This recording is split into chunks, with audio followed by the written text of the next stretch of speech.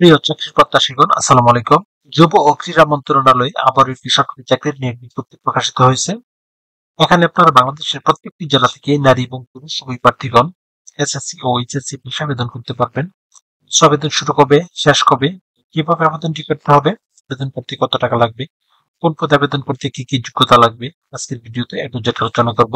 মূল ভিডিওটি শুরু করার আগে আপনাদের কাছে একটি রিকোয়েস্ট থাকবে, আপনারা যারা এখন অ্যাম্বিশন জব পয়েন্ট ইউটিউব চ্যানেলটি সাবস্ক্রাইব করেন, তারা চ্যানেলটি সাবস্ক্রাইব করে পাশে থাকা বেল আইকন প্রেস করে রাখেন।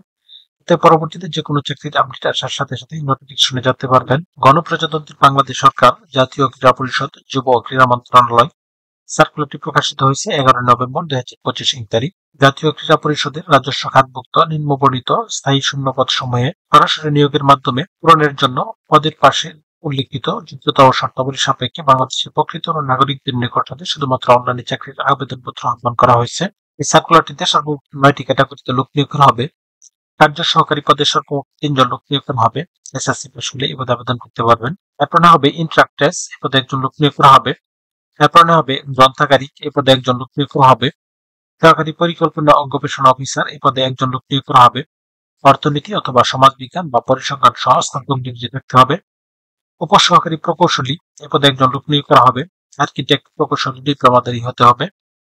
এরপর না হবে উপসহকারী প্রকৌশলী ইলেকট্রিক্যাল অথবা যান্ত্রিক, এই পদে সর্বমোট 4 জন লোক নিয়োগ করা হবে।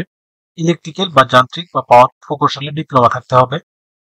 উপসহকারী প্রকৌশলী সিভিল, এ পদে 8 জন লোক নিয়োগ করা হবে। সিভিল প্রকৌশলে ডিপ্লোমা উত্তীর্ণ হতে হবে। এরপর না হবে প্রশিক্ষক, এ পদে সর্বমোট 24 জন লোক নিয়োগ করা হবে। তাছাড়া সহকারী স্থপতি, এ পদে একজন লোক নিয়োগ করা হবে।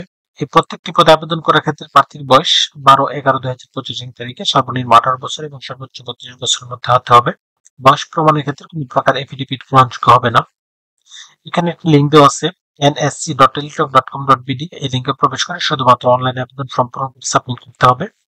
আবেদন শুরু হবে 13/11/2025 তারিখ এবং আবেদনের শেষ সময় 10/12/2025 তারিখ। এই প্রত্যেকটি পদে আবেদন করার ক্ষেত্রে প্রার্থীর ছবির সাইজ 3x300 পিক্সেল এবং স্বাক্ষরের সাইজ 3x80 পিক্সেলের মধ্যে হতে হবে। এখানে 1 থেকে 7 নং পদের জন্য আবেদন ফি নির্ধারণ করা হয়েছে 223 টাকা।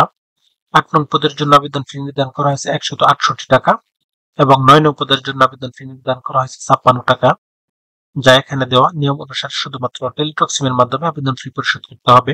তো ভিউয়ার্স, এই ছিল আজকে বিস্তারিত আলোচনা। তারপর আপনাদের যদি কারো কোনো প্রশ্ন থাকে তাহলে অবশ্যই কমেন্টে জানাবেন। সেই সাথে ভিডিওটি ভালো লাগলে লাইক, কমেন্ট এবং শেয়ার দিয়ে রাখবেন, এতে পরবর্তীতে যে কোনো চাকরির আপডেট আসার সাথে সাথে নোটিফিকেশন জানতে পারবেন।